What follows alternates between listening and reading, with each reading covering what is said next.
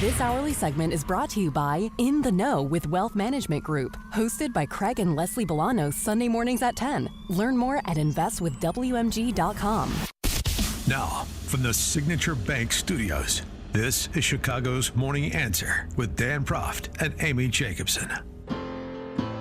Insert Democrat socialist here. Runs the Democratic House for 30 plus years running.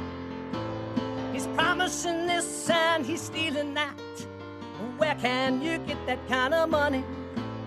He's using your house like his own piggy bank. You ought to know by now. You can pay off your house here in Illinois, but you can never keep up with the taxes. Oh, how it's always been the plan to have a taxpayer pay, no doubt. Not a matter of if anymore, but when. You're moving out. I said, when you're moving out. Top of the morning, Dan and Amy. That theme music means it's time for a weekly confab with Ted Dabrowski, president of Wirepoints, wirepoints.org, all things Illinois policy related.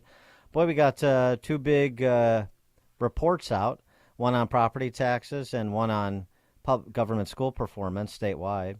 Where should we start? Well, let's start with the funding, property taxes. Right.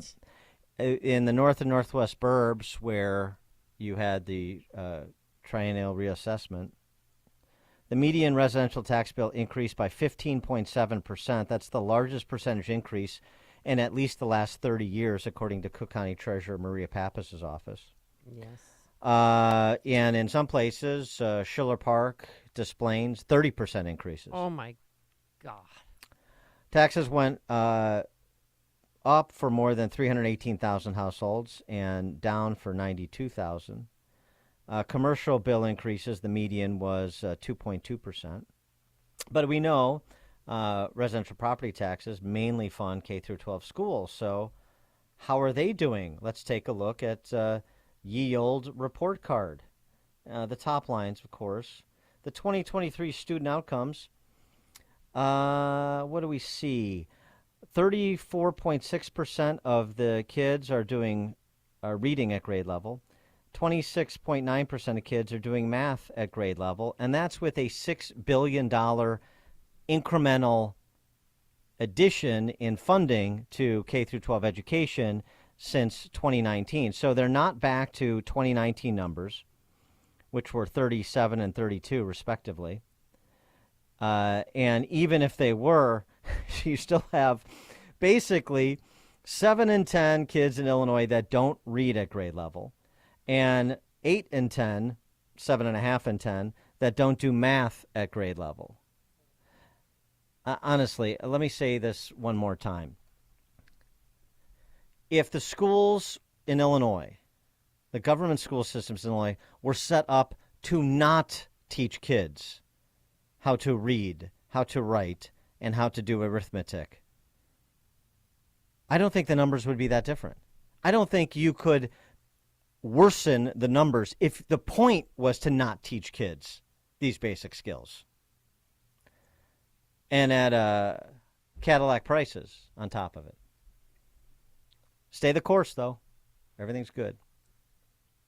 312-642-5600, turnkey.pro answer line. But now let's get Ted Dabrowski's perspective on it. Ted, thanks for joining us. Appreciate it. Hey, good morning, Dan. Good morning, Amy. How about that? And, please elaborate on my dot connecting when it comes to a favorite topic for, I don't know, the last 3 decades, property taxes, funding K through 12 education, and the banging you're receiving for the bucks you're providing. Yeah, I mean, it's a same old story, like you said, for 3 decades where we throw more and more money. You have to remember, we talked about these property taxes just now. They're the highest in the country, or maybe New Jersey's are higher, but we're top 2. So we're spending tons and tons of money. It primarily goes to schools. And so we look at the school results, and most kids can't read, and even fewer kids can do math at grade level. And it gets really sad, across the board. You mentioned the broad numbers, right? Those are the big statistics. But then when you start looking at the minority, there's a lot of minority cities. Decatur's a big minority city, Peoria, at least in the schools. And there forget 30% can read. In Decatur, it's 5% of blacks can read. In Peoria, it's 7% of blacks. And the Hispanic numbers are just a little better. I mean, that's almost like nobody can read, right? It's not like it's 5% of black Decatur kids, and for whites it's something like 11%. So, you're talking about a destruction of one of the workforce, a destruction of a future city, and pile up on top of that the bill keeps getting bigger and bigger. It's scary, and when you mentioned some of those increases in property taxes, Des Plaines nearly 30% up, Niles and Norridge 20% up.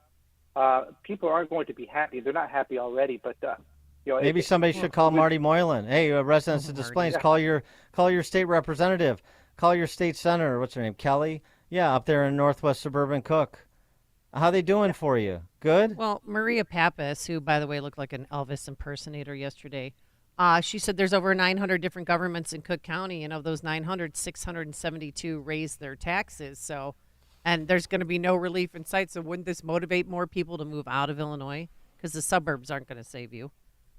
Yeah, well, the thing is, it's going to be harder and harder to move out because your home values are going Your home's down, being liquidated. right? Yeah, you're screwed there. And then 2, houses are much more expensive everywhere else. And 3, these interest rates are now at 8%. So everything becomes more difficult. And for Illinois, we'll have to see how the economy does. But it's all adding up. It's all adding up to be pretty ugly. It's almost like maybe you need to do something about where you live. It's almost like that. Yeah. Oh, gee, what a novel concept. By the way, too, just to put numbers, what do we have? What's the K through 12 population in Illinois? Like 2.1 million kids? No, 1.85. Oh, it's well, of course it's dropped. Down a good bit. Yeah, wow. It used to be 2.1. Now it's 1.85. So 1.85. So you see like a 3% drop in reading at grade level. I mean, just to put like raw numbers on it, 3.1% of 1.85. That's about 54,000 kids that fewer reading at grade level than they were just 3 years ago. Yeah. Just to give you aggregate numbers, talking about tens of thousands of kids, and even more with respect to math, which is 5 points down from 2019. Tens of thousands of kids fewer are reading and doing math at grade level. And what do you think their prospects are going through the system and then getting out and getting into the system? Yeah, and it's even worse than that, Dan, because as we looked a few weeks ago, we looked at how many are close to grade level. And the majority are way far away from grade level. So that means that they're like, well, I don't know, 1, 2, 3 grades below. So, they're sad to say they're kind of gone. It's going to be really hard to catch up a majority of those kids because they're just too far behind. So, and go ahead. I'm sorry. The other big thing is, this whole property tax thing is also a disaster because it's kind of like they talk about the perfect storm. We've been writing about this for a long time. That what's happening is commercial valuations and the amount of commercial that we have in Illinois shrinks. They keep shifting more and more of the tax burden to homes. And we saw that was destructive for South Cook when all the industry moved out and the tax bill was left just for homeowners. It's kind of happening at a macro level, in Cook County where the burden keeps shifting to homes and it just gets worse and worse and worse. And there's another $1 billion spent by governments in Cook County this year. So you put all that together and it's really whacking homeowners. I certainly got my surprise. I'm not happy. I'm not happy with my car insurance bill. It almost doubled because of all the other vehicles that are being stolen in my neighborhood. Jeez. Yeah, consequences. And Dan, right? you're going to pick up the tab, right?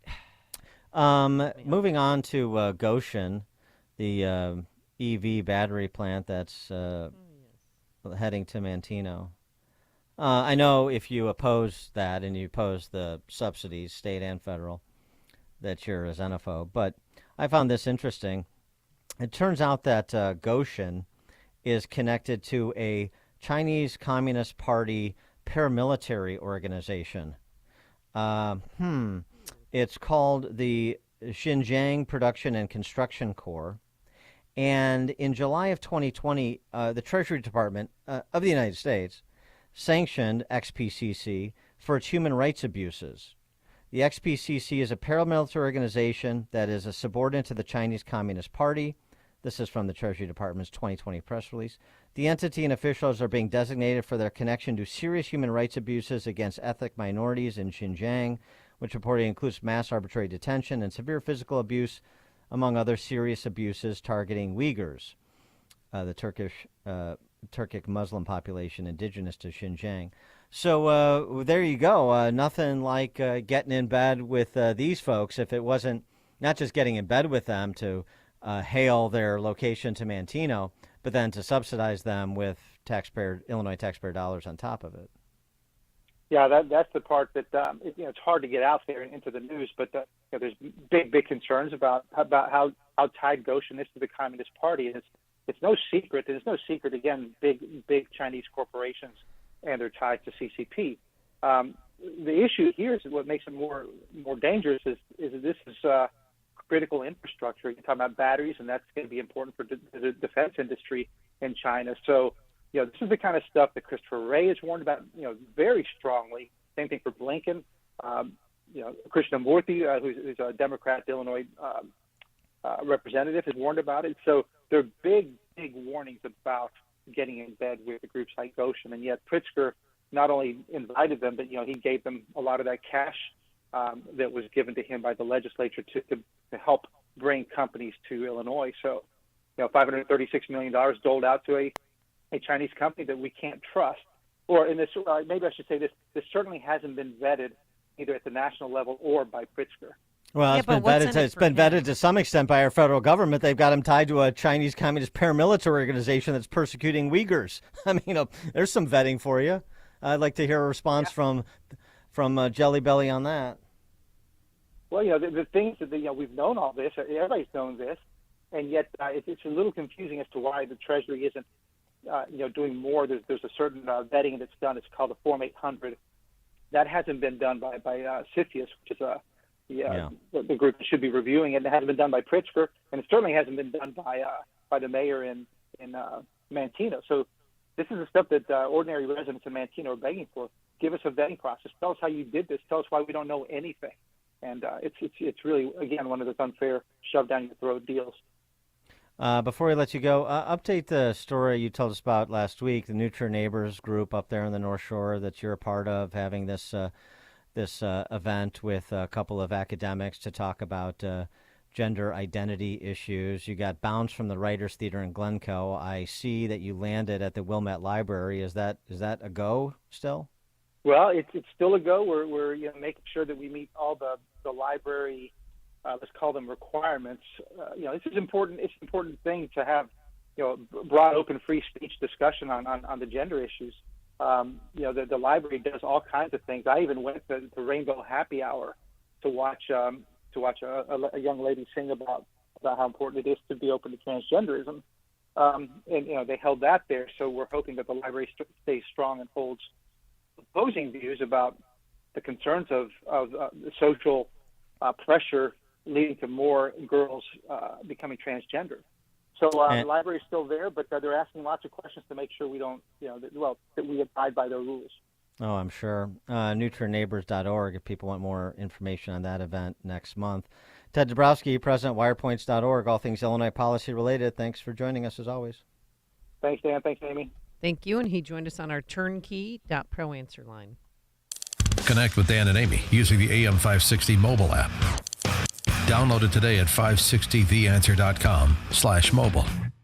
In a world where financial landscapes can change rapidly, safeguarding your savings and retirement accounts is paramount. Direct Bullion USA is more than just the #1 rated gold bullion dealer in America. We're your trusted partner in navigating the uncertainties of hyperinflation and political upheaval around the world. Direct Bullion USA can provide you with the knowledge and resources to fortify your financial stability and protect what matters most. Call us now at 888-787-GOLD. Precious metals like gold and silver have been a safe haven investment for hundreds of years. Get started when you call Direct Bullion USA at 888-787-4653 and get your free gold investing starter kit today. All it takes is one call to 888-787-GOLD. Take control of your retirement and protect your future with Direct Bullion USA. Call 888-787-4653.